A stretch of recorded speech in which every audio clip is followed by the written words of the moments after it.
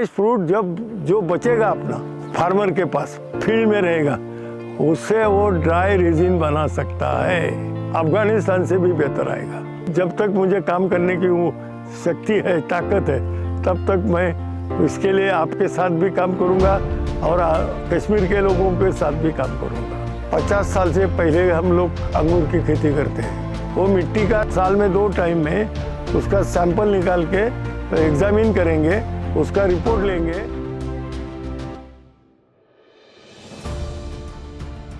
मेरा नाम है अनिल मेहर। मैं महाराष्ट्र का पुणे डिस्ट्रिक्ट का मैं जुन्नर तहसील में हूँ। नारायणगांव मेरा गांव है।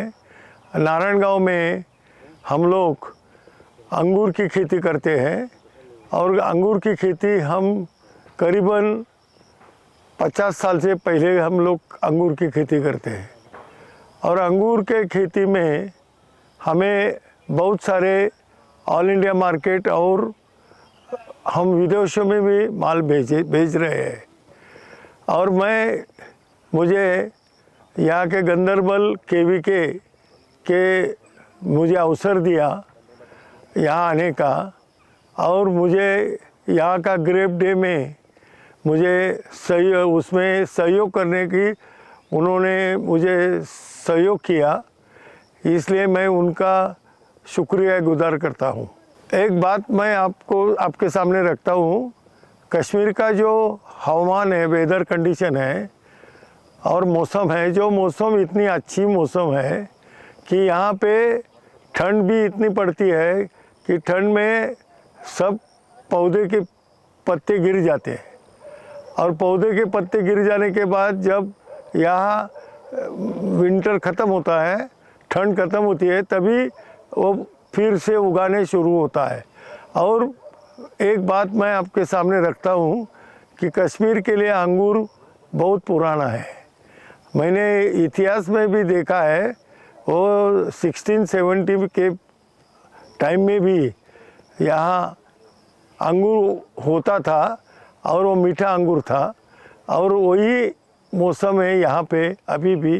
वही मौसम में इनको कश्मीरी के जो ग्रोअर्स है उनके लिए बहुत अच्छा एक उनको मौका कुदरत ने यहाँ दिया है। कश्मीर का जो अंगूर पकता है और जो फसल हार्वेस्टिंग के लिए आती है, उस टाइम में सब पूरे दुनिया में कहाँ भी अंगूर नहीं होता है। कश्मीरियों के लिए एक बहुत बड़ी उसके लिए बहुत बड़ा एक उसको चांस है, जो उसका वो फ़ायदा उठा सकते हैं, क्योंकि उनको जग कहाँ भी बेच सकते हैं वो, और उसको पैसा भी यहाँ के जो ग्रोअर है वो बना सकेंगे। मैंने जो यहाँ के गंदरबाल में बगीचे देखे, और गंदरबाल में देखने के बाद वो बहुत पुराने कई पेड़ ऐसे हैं कि 100 साल तक भी वो पुराने पेड़ है, अभी वो फल देते हैं। लेकिन अंगूर में अभी वो जो वैरायटी जो लगाते किस्म लगाते हैं वो बिल्कुल बीज वाली है। और बीज में थोड़ा सा अभी जो नया ट्रेंड आया है उसमें थोड़ा सा बदलाव आया है, इसलिए उन्होंने सीडलेस का ट्रेंड इस्तेमाल करना चाहिए। इसके लिए महाराष्ट्र में जो अंगूर हम लगाते हैं उसमें जो कुछ वैरायटीज़ है, थॉमसन सीडलेस है और उसके सारे भाई वैरायटीज़ है, यानी सोनाका हो या मानिक चमन हो या सुपर चमन हो। ये चमन यानी बगीचा, चमन का अर्थ बगीचा होता है, वो बगीचे में आने वाली वैरायटी ये है। और जो ब्लैक में है उसमें जंबो सीडलेस है, वो भी वो लगा सकते हैं। और दूसरी बात मैं इनके लिए एक और भी बात बताने वाला हूँ कि यहाँ का जो साहिबी वैरायटी है वो रेड कलर की वैरायटी है। और रेड वाली वैरायटी में उनको एक वैरायटी जो फॉरेन से अभी हमारे महाराष्ट्र में आई है वो भी वो लगा सकते हैं। RR36 है, RR35 है, वो लगा सकते हैं, उसका भी उनको फ़ायदा होगा। और दूसरी बात ऐसा है कि उनको दिलखुश नाम की एक वैरायटी हैदराबाद एरिया में थी पहले, वो अभी बेंगलोर चली गई है कर्नाटका में, वहाँ भी वो लोग लगा सकते हैं। क्या है कि कश्मीर वादी का सीज़न और आने वाले टूरिस्ट इससे हर एक फार्मर को उसका पैसा मिलने की, बढ़ोतरी होने की बहुत सारी उम्मीदें है। और यहाँ का विद्यापीठ एग्रीकल्चर यूनिवर्सिटी इसके लिए प्रयास कर रही है। यहाँ के गंदरबाल जो केवीके वो भी प्रयास कर रहा है। हमने यहाँ के गंदरबाल केवीके को प्रस्ताव भी दिया है, यहाँ के शेर कश्मीर यूनिवर्सिटी को भी प्रस्ताव दिया है कि हम लोग उनके साथ मिलकर काम करें। महाराष्ट्र में जो जो अच्छा आता है जो उसके लिए हम लोग आपको देंगे, और आपके तरफ जो कुछ अच्छा है, आपके तरफ आप सेब है, फिर चेरी है, वॉलनट है, बहुत सारे के किस्म के फल आपके पास है, वो सारे हम महाराष्ट्र में उगाएंगे। और हमारा सीज़न आपका सीज़न कोई भी क्लैश नहीं होगा। और हमारा पूरा हिंदुस्तान का जो पॉपुलेशन है वो इतना बड़ा है कि हमारे देश में उसकी खपत भी बड़ी होगी। और दूसरी बात सर, मैं एक बात आपके ध्यान में आता हूँ कि हमको जो इंपोर्ट करना पड़ता है, वो इंपोर्ट के वजह से हमारे पास बाहर के देशों का बहुत सारा फल आता है और हमारे साथ उसका कंपटीशन होता है। वो भी कंपटीशन यहाँ नहीं होगा और हम लोग हमारे देश के लिए उसका फॉरेन एक्सचेंज भी बचाएंगे और हमारे लोगों के लिए सही फल दे देंगे और वह सही फल किसानों की उन्नति के लिए कामयाब होगा। अभी ऑर्गेनिक फार्मिंग का भी बहुत बड़ा सोच करते हैं। यहाँ भी कश्मीर में भी यहाँ के लोग उसका इस्तेमाल कर रहे हैं। हम लोग कीड़े मकोड़े और इसके लिए भी जैविक यानी बैक्टीरियल फंगल ऐसा हम उसको छिड़केंगे तो उसका फ़ायदा भी उनको होगा। महाराष्ट्र में ये सब हम लोग अभी शुरू किया गेले पिछले 2-3 साल से, ये भी यहाँ प्रैक्टिस हम करेंगे। और जो वहाँ जो मुनाफा उनको मिल रहा है उसका खर्च लागत में जो बचत हो रही है, यही बचत इधर हम करेंगे और जो ग्रोअर है उसको भी ज़्यादा से ज़्यादा पैसा मिलने की हम उम्मीद करते हैं। ये जो मिट्टी है वो मिट्टी का साल में 2 टाइम में उसका सैंपल निकाल के अब उसको आप एग्ज़ामिन करेंगे, उसका रिपोर्ट लेंगे और उसमें क्या खामियां है, क्या कम है, उतना ही हम इसको दे देंगे तो हमारा खर्चा भी कम होगा और बचत भी होगी खर्चे में। और दूसरी बात रही कि प्रूनिंग, और ये जो बात है कि यहाँ का जो सीज़न है वो स्प्राउटिंग साल में एक ही दफ़े आता है, यानी कि यहाँ का ठंड का मौसम जब ख़त्म होता है उसके बाद स्प्राउट शुरू होते, तो इनको उसी टाइम में जो उसका केन से वो मैच्योर होगा और मैच्योर होने के बाद वो केन से फ्रूट आएगा। और मुझे ऐसा लगता है कि आपके यहाँ के जो ग्रोअर है वो वैज्ञानिक यानी टेक्निकल और विज्ञान का सहायता लेके काम करेंगे तो आपको उनको ही सही पैसा मिलेगा। अभी यहाँ का जो अंगूर है वो बहुत बड़े बड़े स्पेसिंग पे लगा हुआ है, वो तो एक लाइन के रो के बीच में 25-25 फुट है, कई जगह 50 फुट है, कई जगह 40 फुट है। वो स्टैंडर्ड हम करेंगे, मेरे ख्याल से हम लोग उसके बारे में सोचेंगे। और जो हम लोगों ने वहाँ किया है Y60 में 45 डिग्री एंगल हम लगाएंगे तो मेरे ख्याल से उससे कीड़े मकोड़े भी कम हो जाएंगे और जो काम करने वाले ग्रोअर को भी ज़्यादा मजदूरी नहीं लगेगी। क्या है, मजदूरी अभी करने के लिए भी बहुत मुसीबत है।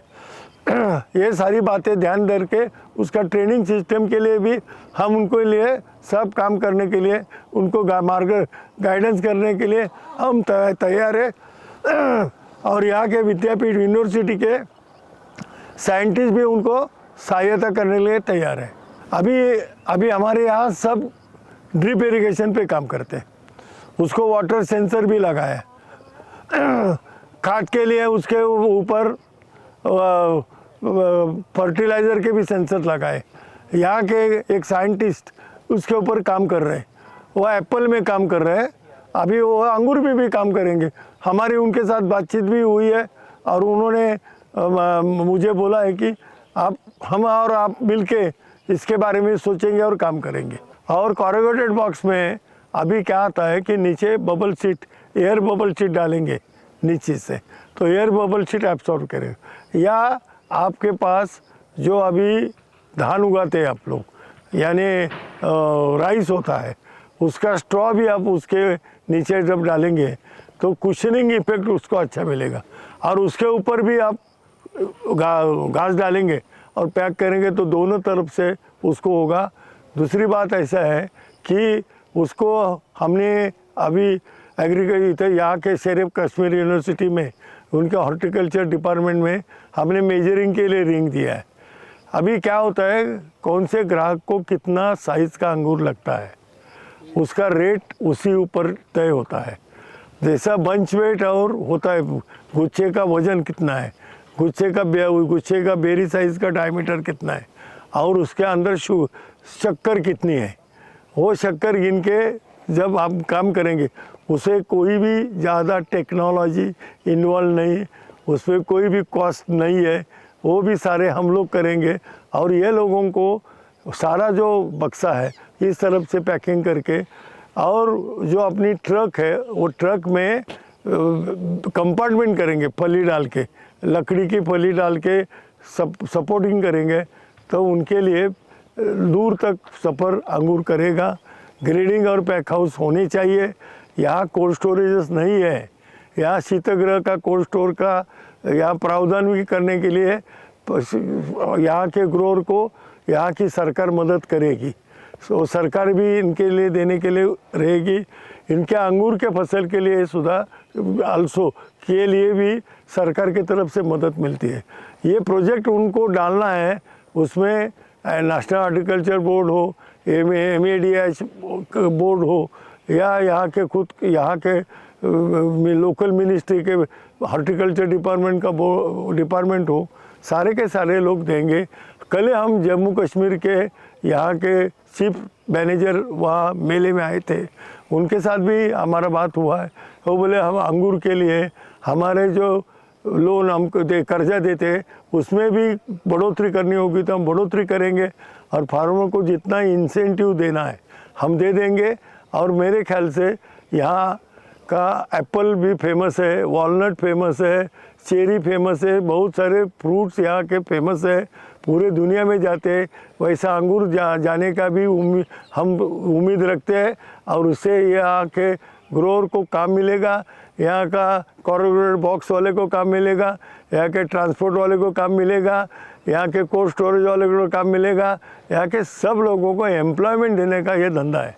तीसरी बात ऐसी है कि सीडलेस में एक और बात छिपी हुई है। ये क्या है कि फ्रेश फ्रूट जब जो बचेगा अपना, उससे वो ड्राई रेजिन बना सकता है, मनुका किशमिश बना सकता है, और किशमिश जब वो बनाएगा तो अफ़गानिस्तान से भी बेहतर आएगा। इसका बहुत सारा मुनाफा इन लोगों को सीडलेस ग्रेप से होने वाला है। यहाँ ये लोग कर सकते हैं, वो भी खर्चे की बात कम हो गई है अभी, इतना फार्मर फ्रेंडली ट्रेनिंग उसका लिए भी सारा प्रावधान हो गया, उसमें भी टेक्नोलॉजी बहुत आगे चली है, तो ये भी उनको फ़ायदा मिलेगा।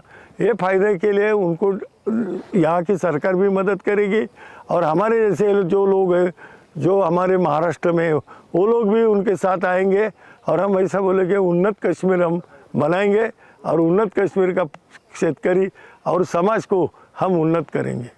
मेरे ख्याल से मुझे अंगूर खेती में पूरे 60 साल हो गए, और ये 60 साल होने के बावजूद महाराष्ट्र में जो अंगूर का एक्सपोर्ट अभी हो रहा है, दुनिया भर में जा रहा है, उसके बारे में मैंने उसमें जान लगा के मुझे काम किया। मैंने मेरे से खुद के पैसे लगा के मैंने काम किया। वो हमारे यहाँ के जो ग्रेप सोसाइटी है, नहीं कोऑपरेटिव सोसाइटी के बारे में नहीं बात करता हूँ, जो कम्युनिटी रहते उनके लिए हमने दिशा दर्शक काम किया।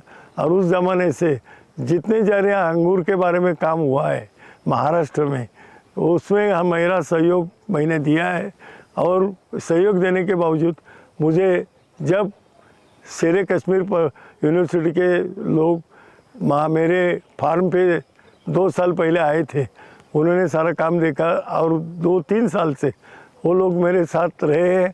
उन्होंने मेरा काम देखा है और उन्होंने डिसाइड किया है ग्रेट मैन ऑफ इंडिया। उन्होंने बोला है, मैंने नहीं बोला है, वो बोलते हैं। तो मैं बोला कि मेरा जब तक मुझे काम करने की वो शक्ति है, ताकत है, तब तक मैं इसके लिए आपके साथ भी काम करूँगा और कश्मीर के लोगों के साथ भी काम करूँगा।